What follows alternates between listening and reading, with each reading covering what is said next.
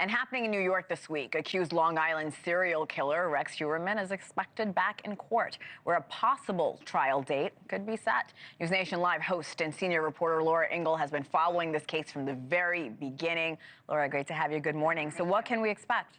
You know, the last time that we were in court following along with Rex Heuermann's criminal case, the judge announced he was hoping to set a trial date on December 17th. It sounded like a really long off date, but now it's this week. And that's one reason why Rex Heuermann will be back inside a Suffolk County courtroom Tuesday. That is in addition to more discovery being discussed between the prosecution and defense. So Rex Heuermann currently facing 6 murder charges in this decades-long case, which has been such a mystery for so many years. After the remains of 11 victims, most of them sex workers, were found along a stretch of highway near Jones Beach State Park on Long Island, known as Ocean Parkway, near Gilgo Beach. That's why we hear Gilgo Beach killer.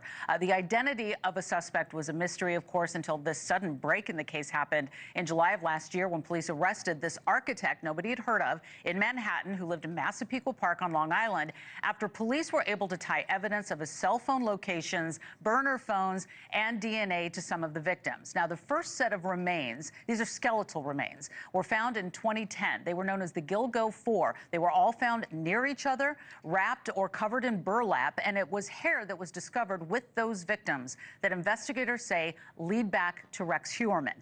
And another new development we could hear more on Tuesday is about the fight for funding to continue this massive investigation into the other victims. And at the last hearing, Suffolk County District Attorney Ray Tierney, in a press conference, revealed they have a holdup accessing millions of dollars that's being held by the Department of Justice, which is investigating the previous administration in Suffolk County. Take a listen. I'd love to have that money and be able to use it to bring this case to a resolution. So I am going to go to the Department of Justice once again, hat in hand, and I will beg them, please give me this money so I can litigate this very significant serial killer case. And we'll see what our federal government tells me.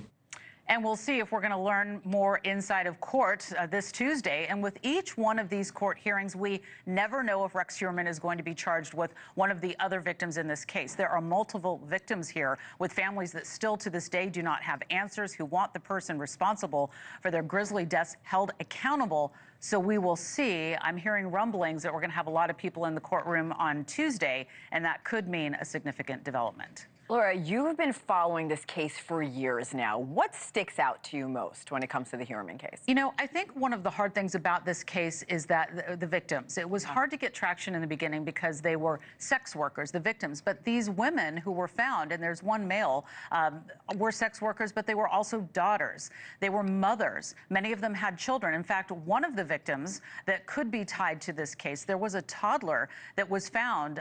That map that you're looking at right now on the eastern end, there were remains of a toddler that were found with remains of part of the mom. So it's really, really heartbreaking. And to think that this was going on for as long as it was before we had answers. I mean, a hat tip to the Suffolk County District Attorney and the investigators. There's a task force that have been working very hard to bring this case to a conclusion. And we're inching there. We're getting there. But still a lot more questions on this. But it's the victims. It's really, that's the one thing that sticks out to me. And you're looking at aerial views of the home in Massapequa Park where Rex Heuermann was living a quiet life, getting on and off the railroad, going into Manhattan. It's a really nice neighborhood. We were there for all of the searches.